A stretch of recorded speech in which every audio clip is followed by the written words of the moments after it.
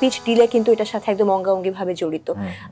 Hearing এর সাথে যে স্পিচের যে বিষয়টা, হিয়ারিং ডিফিকাল্টিস থাকলেই কি স্পিচ ডিলেটা হয়, নাকি স্পিচ ডিলে কমপ্লিটলি আলাদাভাবেও আসতে পারে? হিয়ারিং ডিফিকাল্টিস থাকলে স্পিচ ডিলে হবে, it's a very common thing. But hearing normal থাকলে স্পিচ ডিলে হতে পারে। কেন হতে পারে?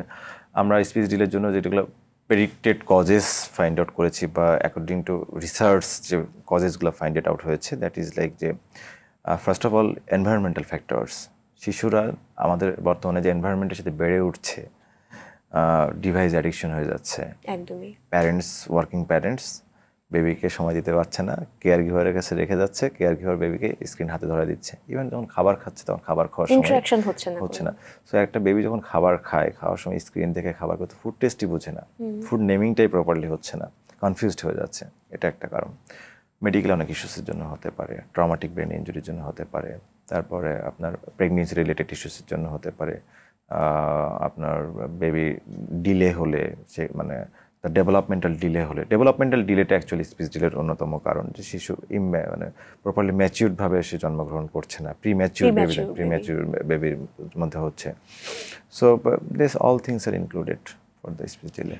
স্পিচ ডিলেটা আমরা যেহেতু আসলে অনেকটুকুই এখন বেশি দেখি যে বাচ্চারা দেরিতে কথা বলছে বা হয়তো কথা বলছেই না, অনেক যে শব্দটা যে সময় বলা দরকার ছিল সেই সময়গুলো তো আসলে বলছে না।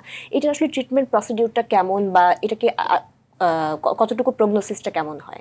যখন দেখা যায় যে আমার শিশু তার বয়সের তুলনায় পিছিয়ে আছে, বা প্যারেন্টসরা খুব ইজিলি কম্পেয়ার করতে পারে যে আমার পাশে আরও 5টা বেবি আছে, তার সাথে যদি আমার বেবিটা কম্পেয়ার করি, ও 100 ওয়ার্ডস পারে, আমার বেবি তো 10 ওয়ার্ডসও পারে না, আবার যেটা বলছে সেটা প্রপারলি মিনিংফুল হচ্ছে না। ফার্স্ট অফ অল এটার কারণটা ফাইন্ড আউট করতে হবে, what are the causes. So most of the কজেসের মধ্যে কার্টুন ল্যাঙ্গুয়েজ অন্যতম একটা কারণ, বা বাইলিঙ্গুয়ালিজম। দুটা ভাষা দেখে সে কনফিউজড হয়ে যাচ্ছে, আমি কোন ভাষায় কথা বলবো। এখন আমাদের সময়ে আমরা হয়তো বা মানে আলিফ লাইলা বা মিনামিতো এসব কার্টুন দেখে বড় হয়েছি।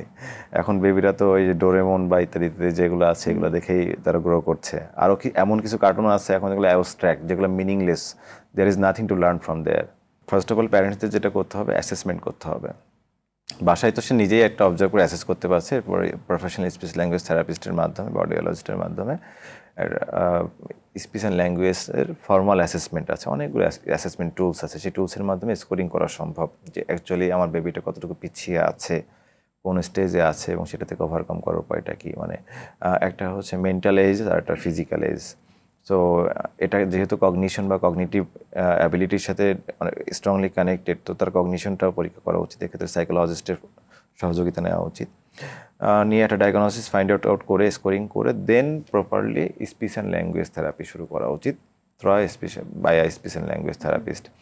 তবে আমি যেটা বলে রাখতে চাই সেটা হচ্ছে, স্পিচ অ্যান্ড ল্যাঙ্গুয়েজ থেরাপিস্টের কাছে শুধুমাত্র দৌড়ালে হবে না। একটা সেশন 30 মিনিটস, 40 মিনিটস বা 1 আওয়ার পর্যন্ত হতে পারে, একজন থেরাপিস্ট সময় দিতে পারে।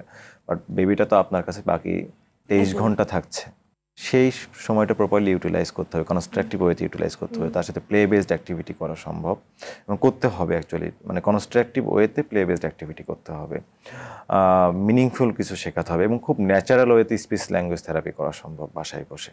আপনি আপনার বাসায় যে অবজেক্টসগুলো আছে, ফার্নিচারগুলো আছে বা ফ্রুটস আছে, আপনার কিচেনে যে অ্যাক্সেসরিজগুলো আছে, সেগুলো নেমেই শেখান না তাকে ধরে ধরে।